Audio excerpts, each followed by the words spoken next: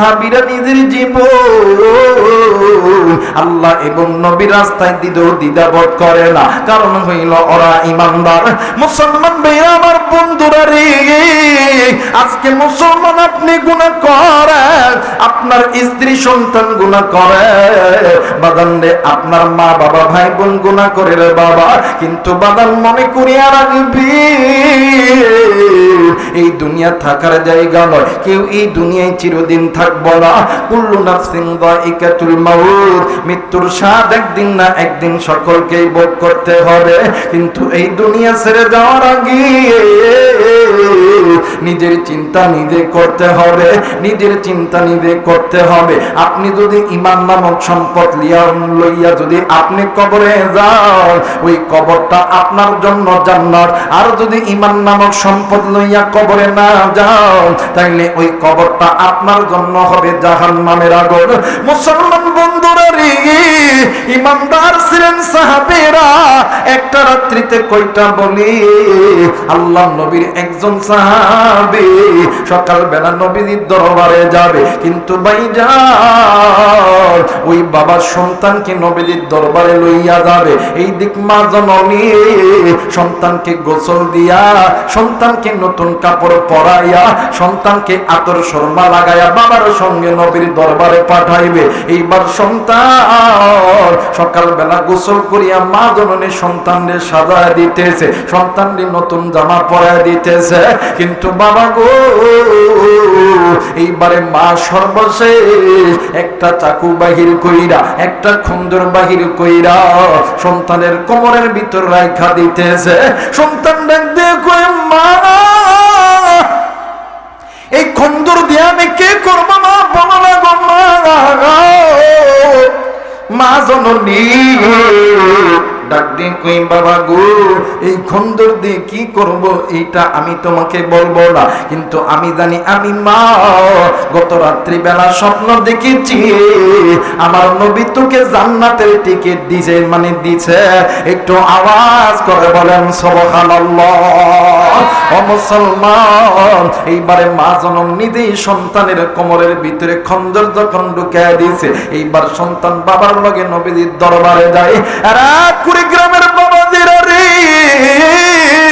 এরা যুবক বন্ধু একটু সময় দিয়ে দাঁড়াও, আমাকে আগে সামনের দিকে যাইতে দাও, এরপরে যদি আল্লাহ কিছু কথা বলার তৌফিক দান করে আমি কিছু কথা বলবো। এরে বান্দা, এইবারে মা, এইবারে ছেলে আর সন্তান দুজন মিলিয়া আল্লাহ নবীর দরবারে যাইয়া দেখে সামনের পুরো জায়গা বুক হয়ে গেছে। বাপার সন্তান একবারে পিছনের দরজায় যাইয়া, একবারে লাস্টের কাতারে যাইয়া বৈশা আছে। সন্তান বারবার নবীজির চেহারার দিকে তাকায় আর ডাক দিয়ে কই, আব্বু এত সুন্দর চেহারার নবী, এই নবীর চেহারার ভিতরে কেমনে তায়েবের মানুষগুলি পাথর মারছে? একটু আওয়াজ করে বলেন নাউজুবিল্লাহ। ডাক দিয়ে কই, আব্বা গো যেই নবীর চেহারা দেখলি কলিজা ঠান্ডা হইয়া যায়, যেই নবীর দিকে তাকায় থাকলে অন্তরের ভিতরে শান্তি লাগো গো আব্বা।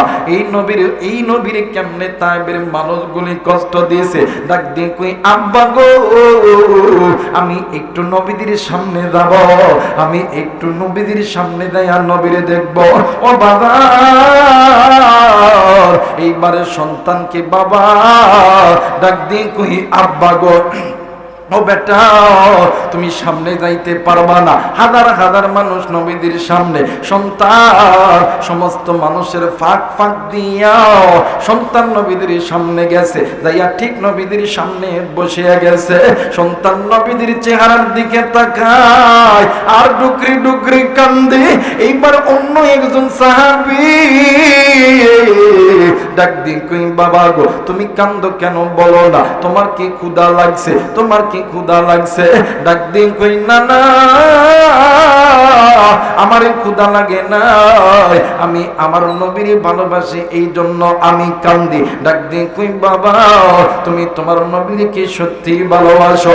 ওই ডাক দিয়ে কই চাচা আমি আমার নিজের জীবনের চাইতে, আমি আমার মায়ের জীবনের চাইতে, আমি আমার বাবার জীবনের চাইতে নবীরে বেশি ভালোবাসি। এত সুন্দর চেহারার নবী, যেই নবীর চেহারা দেখলে চোখ জুড়ে যায়, যেই নবীর চেহারা দেখলে কলিজা ঠান্ডা হইয়া যায়, এই নবীর চেহারার ভিতরে কেমনে উহুদের ময়দানে কাফের বেঈমান গুলি তীর মারছে, কেমনে আমার নবীদের দাঁত ভাঙিয়া ফেলছে। এইবার সন্তান কান্দে, আল্লাহর নবীর কানে আওয়াজ চলে গেছে। আল্লাহর নবী বয়ান শেষ করার পর আমার নবী ডাক দিয়ে কই বাবা গো তুমি কান্দো কেন বাবা? ওই ছোট্ট সন্তান ডাক দিয়ে কই আমি আপনাকে ভালোবাসি। আল্লাহর নবী ডাক দিয়ে কই বাবা গো তুমি আমাকে ভালোবাসো, এই ভালোবাসাটা মুখে বললে হবে না, এটা প্রকাশ করে দেখাইতে হবে। ছোট্ট সন্তান ডাক দিয়ে কই নবী গো আপনাকে ভালোবাসার যদি পরীক্ষা দিতে হয় আমি পরীক্ষা দিতে রাজি আছি, আপনি বলেন কি পরীক্ষা দিতে হবে বলেন না। এইবারে আল্লাহর নবী ছোট্ট বাচ্চাকে ঈমান নামক সম্পদ পরীক্ষা করার জন্য ডাক দিয়ে কই বাবা গো তোমার কোমরে যে চাকু আছে, যে খন্দর আছে, এইটা কি তোমারে দিয়েছে? ডাক দিয়ে কই এইটা আমার মা দিয়েছে। কই তুমি যে বাচ্চা মানুষ তোমার কাছে কেন খন্দর দিয়েছে বলো না? ডাক দিয়ে কই নবীজি আমার মা গত রাত্রি বেলা স্বপ্নে দেখেছে আজকে আপনি নবীজি আমারে জান্নাতের টিকিট দিতেছেন। একটু আওয়াজ করে বলেন সুবহানাল্লাহ, আর একবার বলেন সুবহানাল্লাহ। আল্লাহর নবী কোনো কথা বলে না, আল্লাহর নবী ডাক দিয়ে কই বাবা গো আমি নবী